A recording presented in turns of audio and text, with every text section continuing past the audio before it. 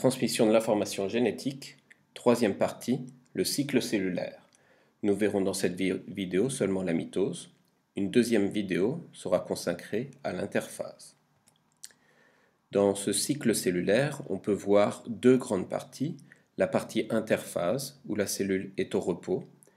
Elle travaille pour dédoubler sa molécule d'ADN, c'est ce que l'on verra dans la deuxième vidéo. La mitose, qui est sur un temps beaucoup plus court, est la partie de la division cellulaire. Une cellule va donner naissance à deux nouvelles cellules.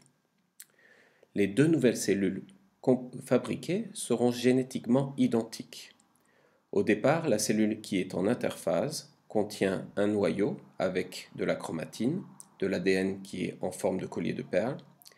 En mitose, cette chromatine va se transformer en chromosome pour permettre la division cellulaire. La mitose ne dure que quelques heures. La mitose permet de renouveler les cellules mortes ou pour la croissance de l'organisme. La première phase de la division cellulaire s'appelle la prophase. Premièrement, le noyau disparaît, la chromatine se condense en chromosomes, les centrosomes vont former de petites fibres. Sur la première photographie, nous voyons la chromatine qui est de plus en plus condensée. Le noyau est encore présent. Sur la deuxième photographie, nous ne voyons plus le noyau et on commence à voir les fibres qui passent au travers de la cellule. La deuxième phase, la métaphase. Les centrosomes ont fabriqué donc des cellules qui traversent toute la cellule, de pôle cellulaire à un autre pôle cellulaire. Les chromosomes, eux, vont se placer tous sur la plaque équatoriale.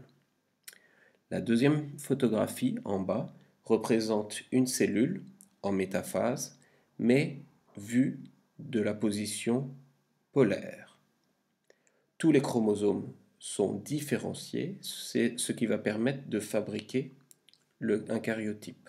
Donc on utilise la métaphase pour fabriquer les karyotypes. L'anaphase, c'est la troisième phase. Tous les chromatides de chaque chromosome vont se séparer et vont être attirés par les fibres vers les pôles cellulaires. La cellule, normalement, porte 46 chromosomes à 2 chromatides avant la division cellulaire. Chaque chromatide, on le rappelle, sont des copies de la même molécule d'ADN. À l'anaphase, la séparation des chromatides permet de séparer les deux copies de la molécule d'ADN. Les deux nouvelles cellules fabriquées possèdent donc la même copie d'ADN. Elles ont la même information génétique, elles ont 46 chromosomes seulement à un chromatide. La dernière phase, la télophase. D'abord, il y a la cytokinèse.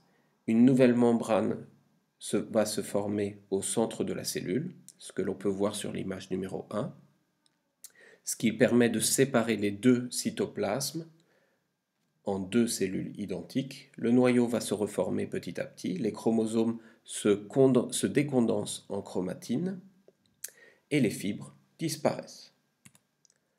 Voici la fin de cette partie sur la mitose.